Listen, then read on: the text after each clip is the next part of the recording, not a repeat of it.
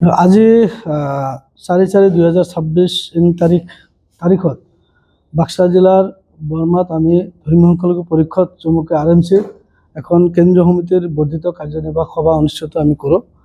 আৰু এই সভাত আমি আগন্তুক বিধানসভা নিৰ্বাচন সম্পৰ্কে আলোকপাত কৰি আমি কেইবাটাও গুৰুত্বপূৰ্ণ সিদ্ধান্ত গ্ৰহণ কৰিছোঁ।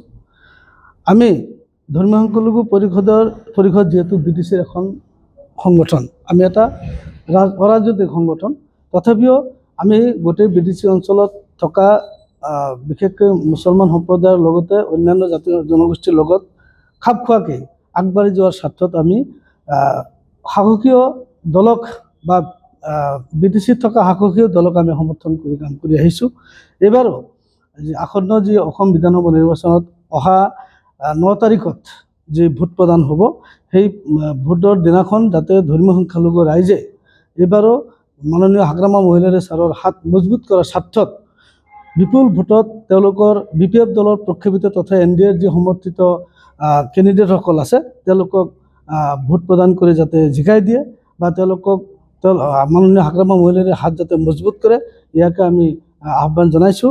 আৰু ইতিমধ্যে আমি ধৰ্মীয় সংখ্যালঘু পৰিষদ চমুকৈ RMCৰ বিভিন্ন বিষয়ববীয়া তথা কৰ্মকৰ্তাসকলে আমি ইতিমধ্যে BPF দলৰ প্ৰক্ষেপিত প্ৰাৰ্থীসকলৰ হৈ আমি কাম কৰি আহিছোঁ।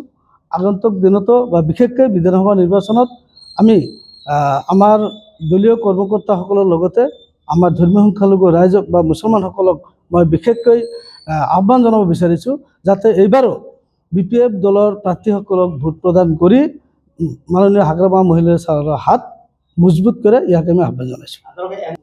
NDA মানে আমি যিহেতু ইয়াত BTC পৰিষদীয় হিচাপত আমি চাইছোঁ, আমি এটা BTC পৰিষদীয় এটা দল, গতিকে BTC পৰিষদত যিহেতু BPF দলৰ চৰকাৰ চলি আছে, গতিকে BPF দলৰ প্ৰক্ষেপিত NDA প্ৰাৰ্থীসকলক আমি ভোট প্ৰদান কৰিবলৈ আমি সংখ্যালঘু ৰাইজক আহ্বান জনাইছোঁ। BTCৰ বাহিৰত আমি চাওক, আমি যিহেতু BTCৰ এখন না আমাৰতো জাষ্ট BTC পৰিষদীয় অঞ্চলতে আমাৰ সংগঠনটো আবদ্ধ হৈ আছে, গতিকে আমি BTC অঞ্চলৰ বিশেষকৈ BTC অঞ্চলত থকা ৰাইজৰ শান্তি সম্প্ৰীতি বা জীৱনৰ ন্যায় নিৰাপত্তাৰ স্বাৰ্থত আমি BTCৰ হকে কাম কৰি আছোঁ, BTCৰ হৈ কথা কৈ আছোঁ। এইটো কৈছোঁ যিহেতু BPF দলে, আমি BPF দলৰ প্ৰতি আমাৰ পূৰ্ণ সমৰ্থন, আৰু BPF দলে NDAৰ লগত যিহেতু সংযোগ হৈ পেলাই তেওঁ সমৰ্থন জনাইছে, গতিকে আমিও ধৰ্মীয় সংখ্যালঘু ৰাইজক আহ্বান জনাব বিচাৰিছোঁ যে একমাত্ৰ মাননীয় হাগ্ৰামা মহিলাৰীৰ হাত মজবুত কৰাৰ স্বাৰ্থত আমি BTC অঞ্চলত থকা শান্তি সম্প্ৰীতি তথা আমাৰ মুছলমানসকলৰ যি জ্বলন্ত সমস্যা, সেই সমস্যাসমূহ সমাধান কৰাৰ স্বাৰ্থত মাননীয় হাগ্ৰামা মহিলাৰীৰ হাত মজবুত কৰাৰ স্বাৰ্থত আমি কাম কৰি আহিছোঁ। আমি ধৰ্মীয় সংখ্যালঘু পৰিষদ, আমাৰ বেছটো হ'ল BTC বেছ। BTC বেছত আমি বিগত নিৰ্বাচনতো মানে হাগ্ৰামা মহিলাৰীৰ বা যিটো BPF BPFক আমি সমৰ্থন জনাই আহিছোঁ।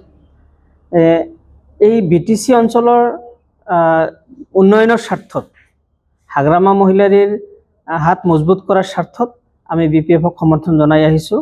আৰু ধৰ্মীয় সংখ্যালঘু অধ্যুষিত যিবিলাক অঞ্চল আছে, সেই অঞ্চলসমূহৰ ন্যায় নিৰাপত্তা আৰু উন্নয়নৰ স্বাৰ্থত আৰু বাকী যিমান জাতি জনগোষ্ঠী আছে তেওঁলোকৰ লগত সমিলমিলতা বজাই ৰখাৰ স্বাৰ্থত আমি এই সংগঠনটোৱে কাম কৰি থাকোঁ। গতিকে আগন্তুক নিৰ্বাচনতো যাতে আমাৰ মাজত কোনো ধৰণৰ ভেদভাৱ নাথাকে, আমি সমিলমিলেৰে আমাৰ জাতীয় ঐক্য আৰু আমাৰ উন্নতি আৰু শান্তিৰ স্বাৰ্থত আমি BPFক সমৰ্থন জনাই আহিছোঁ।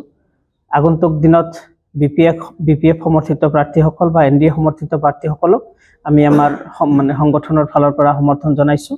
আৰু সংগঠনৰ যিমান সাংগঠনিক কাৰ্যকৰ্তা আছে, আমাৰ ধৰ্মীয় সংখ্যালঘু যিমানখিনি জনসাধাৰণ আছে, এই জনসাধাৰণেও যাতে আমাৰ BTC অঞ্চলত আমাৰ যিকেইজন 15টা আমাৰ প্ৰক্ষেপিত মানে কেণ্ডিডেট আছে, এই কেণ্ডিডেটসকলক যাতে জয়যুক্ত কৰিব পাৰে, আমাৰ হাগ্ৰামা মহিলাৰীৰ যিটো ৰাজনৈতিক স্থিতাৱস্থা সেইটো যাতে মজবুত হয়, এই স্বাৰ্থত আমাৰ ধৰ্মীয় সংখ্যালঘু জনসাধাৰণে যাতে সিদ্ধান্ত গ্ৰহণ কৰে, এইখিনি আহ্বান জনাইছোঁ।